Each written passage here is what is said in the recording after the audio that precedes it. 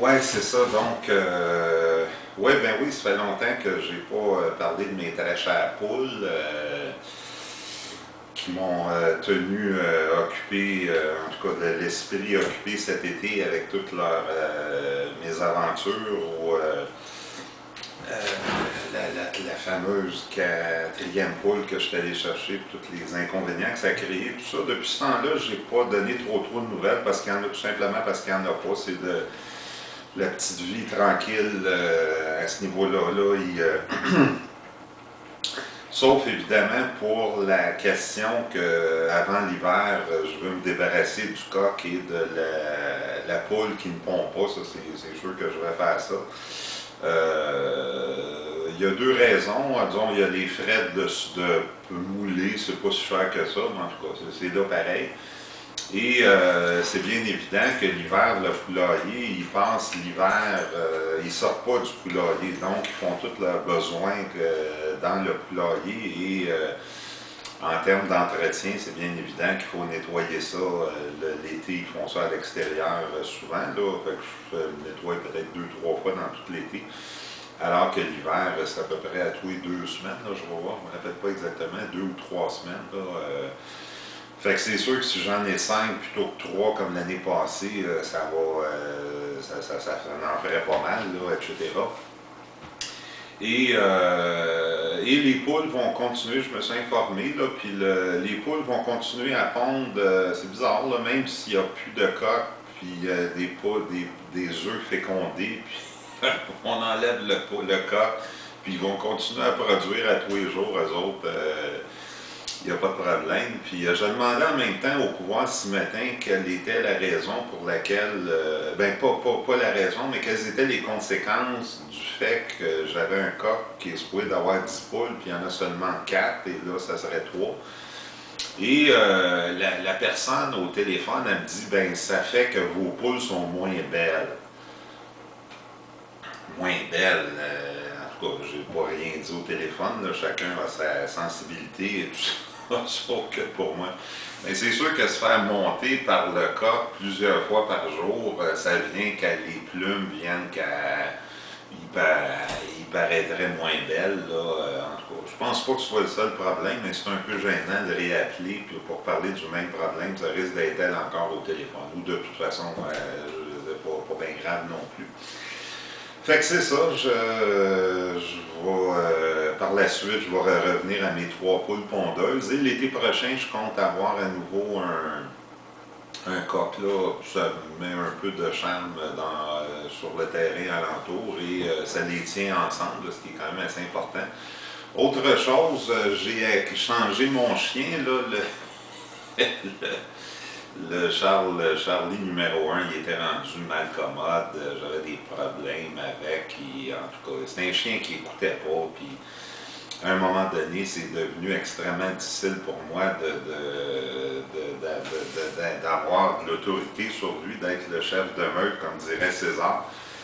Et les 6 derniers mois, j'ai jamais été capable de retrouver, parce qu'il y a eu quand même une période là, où on avait réussi de part et d'autre à opérer sans se piler ses pieds et tout ça. Puis il y a eu un moment donné, en tout cas je n'irai pas dans les détails, là, que je l'ai perdu complètement. Puis là, il me faisait des petits coups de pendable, puis etc. Puis c'est un chien qui n'écoute pas. C'est très difficile d'asseoir son autorité sur lui et tout ça. Fait que j'en ai acquis un autre. Charlie, il porte le même nom. Je pensais te changer pour éviter les confusions et tout ça. Charlie, viens ici. Charlie. Regardez-moi ça, si ça écoute ce chien-là. Je ne sais pas si vous pouvez le voir. Fait que c'est un labrador et tout ça. Il écoute. On peut lui demander de s'asseoir. Donne la patte. Je ne sais pas si vous le voyez. Donne la patte. Donne la patte. Bon, il donne la patte. Je ne sais pas si vous avez la chance de le voir. Il est doux, il est affectueux, il est docile, il écoute. J'ai pas besoin de tout le temps être obsédé par la question de l'attacher quand je vais dehors parce que l'autre chien partait puis il était plus retrouvable. J'avais beau l'appeler puis ça balançait de moi complètement. Lui, c'est tout le contraire. Il écoute. C'est un vrai rêve. Qu'est-ce que je genre. peine à n'en croire, mes oreilles, Et bon, écoutez, c'est bien beau, là, les coqs et les chiens, puis tout ça, là, mais là, moi, il faut que je commence à me faire prendre au sérieux, là. Je veux dire, là, coq et tout ça, tout le monde a bien ri et tout, là, mais là, moi, je peux quand même être pris au sérieux, ou en tout cas. J'ai les derniers temps, bon, vous le savez que, ben, comme tout le monde, je lis sur différents sujets. Bon, j'aime beaucoup l'histoire, comme vous le savez, et tout ça. Et bon, j'ai communiqué par écrit surtout et tout ça. Et ben, c'est long tout ça, là, écrire, c'est le fun, mais des fois ça devient fastidieux, là. De tout coucher ça sur papier et tout, c'est quand même assez long et tout. Et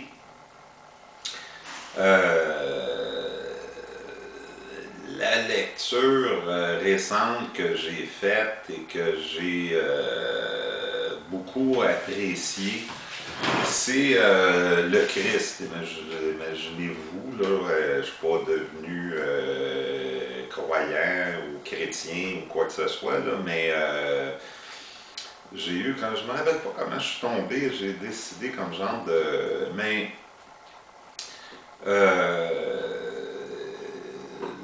j'ai un intérêt, c'est un intérêt qui remonte quand même à quelques années, depuis...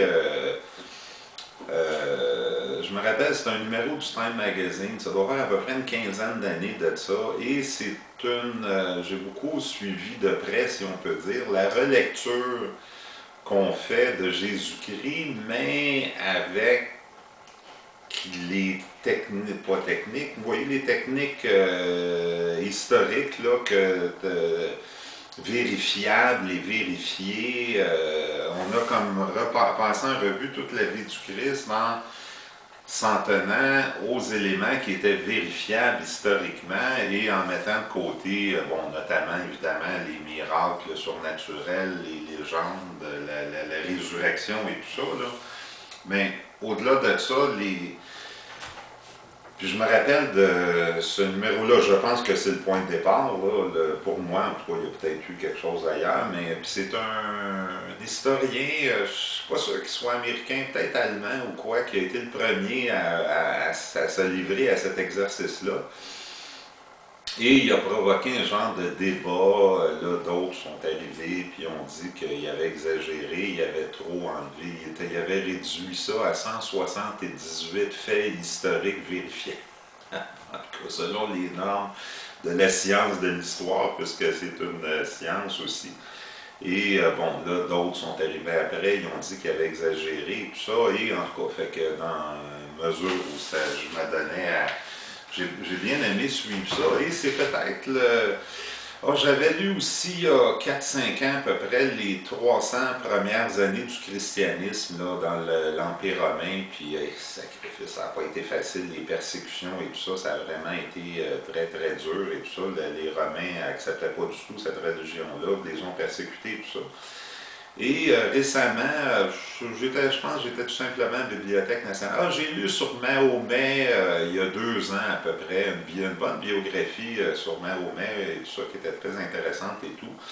Et là, peut-être qu'en me promenant dans les rayons de la Bibliothèque nationale, je suis tombé, en tout cas, et je suis tombé sur un livre, je ne l'ai pas à portée de la main, j'en ai amené 4-5 comme je fais tout le temps à la Bibliothèque nationale. Des fois, on lit rapidement, ah, ok, ça devrait être intéressant. On arrive à la maison, puis on s'aperçoit que ça ne l'est pas. Puis là, ben, pour moi, Mirabel, là, le centre-ville, Bibliothèque nationale, c'est relativement loin. Donc, et finalement, je tombe sur les 5 livres, finalement, j'en ai un là, que j'aime bien et tout. Et fait que c'est ça, je pourrais faire ça par écrit et tout ça, mais effectivement, là, c'est assez fastidieux, fait que enfin, je pensais de communiquer ça comme ça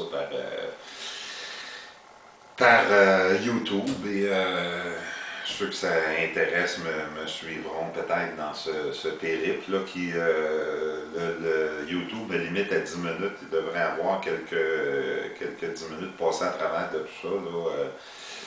C'est vraiment un personnage. J'ai vraiment été impressionné là, tout le monde, quand on était enfant, on nous a inculqué le christianisme quasiment de force, là, de façon déplaisante justement, qui a fait que au Québec, en tout cas, la Révolution tranquille et tout ça a fait que tout ça a été débarqué.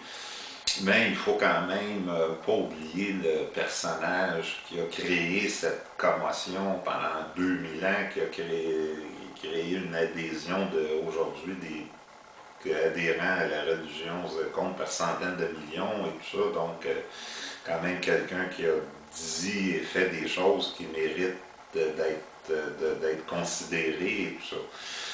Donc, c'est ce qui sera le... Mon Dieu, je parle pareil comme si j'étais un commentateur ou je sais pas trop quoi. C'est ce qui sera l'objet de mes prochaines présentations.